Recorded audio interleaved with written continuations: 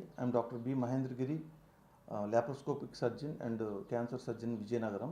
అసలు క్యాన్సర్ మీద ఎందుకు అవగాహన అవసరం అంటే, క్యాన్సర్ అనేది ప్రివెంటబుల్ డిసీజ్ అండి.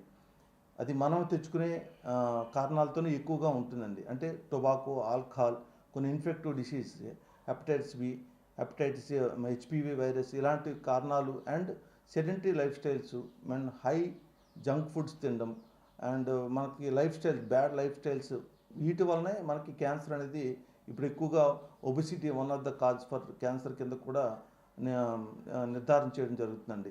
టొబాకోని అవాయిడ్ చేసుకుంటే ఆల్మోస్ట్ వారల్ క్యాన్సర్స్ని మనం నివారణ చేసుకోవచ్చు.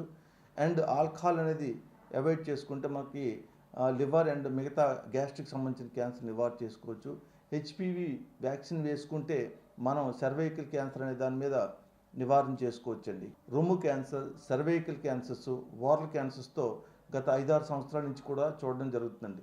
రొమ్ము క్యాన్సర్ అనేది చాలా సింపుల్గా డయాగ్నోస్ చేసుకోవచ్చండి. సెల్ఫ్ బ్రెస్ట్ ఎగ్జామినేషన్ అని ఉంటుందండి. నొప్పు లేని కాయలు కానీ అండ్ రొమ్ము మీద ఏదైనా పుల్లున్నా, చెంకల్లో ఏదైనా కాయల్లా ఉన్నా కూడాను మనం దగ్గరలో ఉండే డాక్టర్స్ని మీరు కలిశారనుకోండి, అది క్యాన్సర్ కాదనేది 40 సంవత్సరాల పైబడిన ప్రతి స్త్రీ కూడా దీని మీద పూర్తి అవగాహన ఉండాలండి.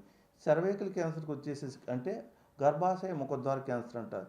దీనికి 35-40 సంవత్సరాల పైబడి ఉండే స్త్రీలకు ఏదైనా వైట్ డిశ్చార్జ్ లాగా ఉన్నా, తర్వాత మెన్సెస్ మధ్యలో ఏదైనా బ్లీడింగ్ అవుతున్నా కూడా మనం ఒక్కసారి క్యాన్సర్ అని సర్వైకల్ క్యాన్సర్గా మనం అనుమానించాలండి. అండ్ కామెర్లు కానీ ఇలాంటి మనకు పొట్టుబ్బరం అలా అనిపించినప్పుడు ఆల్కహాల్ తీసుకునే వాళ్ళకి లివర్ క్యాన్సర్గా కూడా సస్పెక్ట్ చేసుకోవచ్చు. వీటిని ఏంటంటే స్క్రీనింగ్ ద్వారా మనం డయాగ్నోస్ చేసుకోవచ్చండి. జబ్బు వచ్చిన తర్వాత చేసేదాన్ని నిర్ధారణ అంటారు. జబ్బు రాకున్నా చూసుకునే దాన్ని స్క్రీనింగ్ అంటారు.